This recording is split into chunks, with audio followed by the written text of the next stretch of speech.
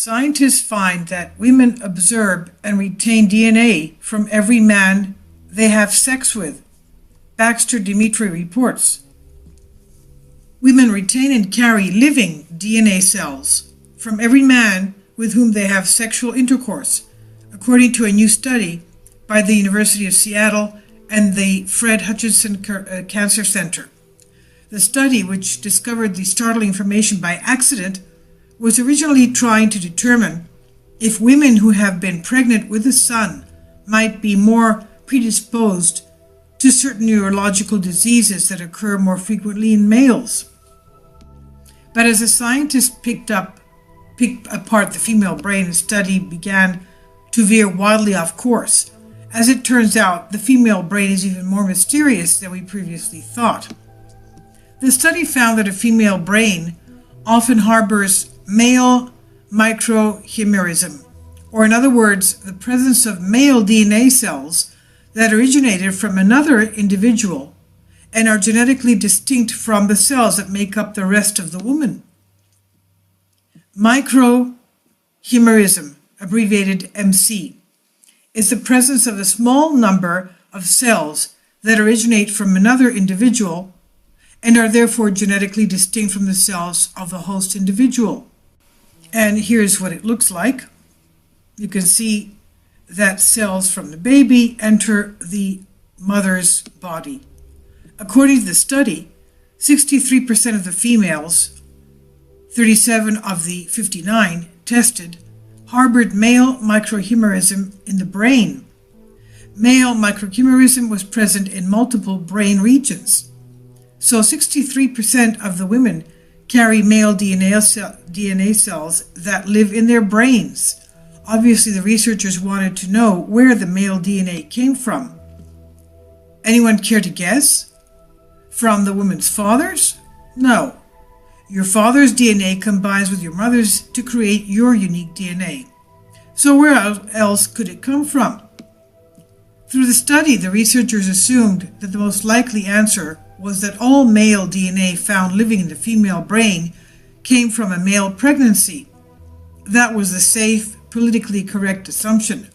But these researchers were living in denial, because when they autopsied the brains of women who had never been pregnant, let alone with a male child, they still found male DNA cells prevalent in the female brain. At this point, the scientists didn't know what the hell was going on. Confused, they did their best to hide the evidence until they could understand and explain it. They buried it in numerous sub-studies and articles, but if you sift through them all, you will find the damning statement, the one line that gives the game away and explains exactly where these male DNA cells come from. What are they so afraid of? Conclusions. Male microchimerism was not infrequent in women without sons.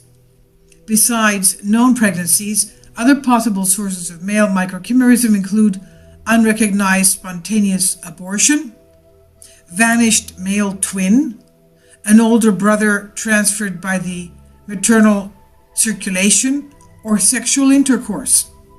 Male microchimerism was significantly more frequent and levels were higher in women with induced abortion than in women with other pregnancy histories. Further studies are needed to determine specific origins of male microchimerism in women.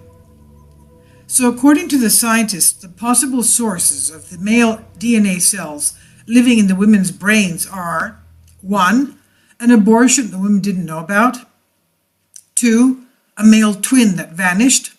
In other words, it was absorbed by the woman's body. 3. An older brother transferred by the maternal circulation. 4. Sexual intercourse.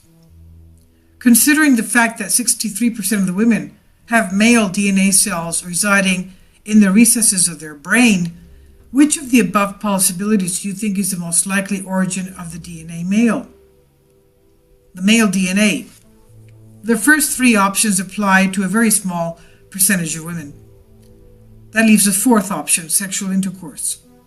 They couldn't possibly account for the 63% figure. The 4th option is rather more common, sexual intercourse. The answer is 4, sex.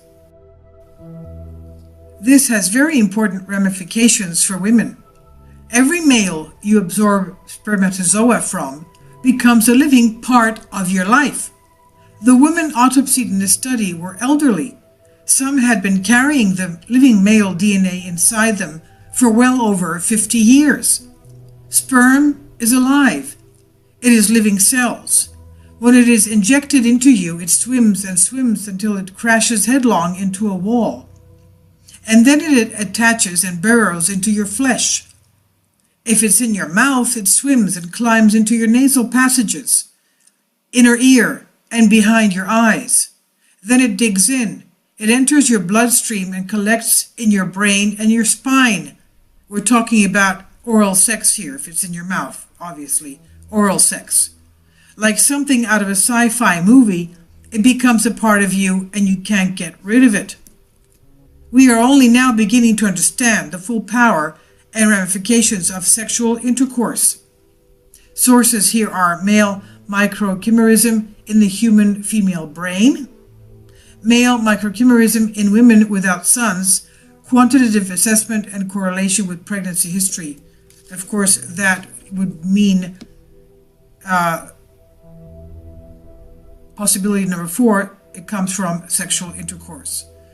So this is fantastic, isn't it? I mean, I never knew of this. I knew that usually when they breed dogs for a clean breed of dogs, they will never ever, if a female, a bitch, had gone with another dog, they would never use her for breeding, for clear breed.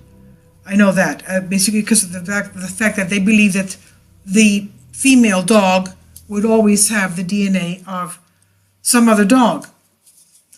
So obviously this is something carried on to humans. But the scientists here find that it's in the brain of the woman. You can imagine, I'm sorry to say this, you're having oral sex and the DNA of the man you're having oral sex with ends up in your brain. Shocking.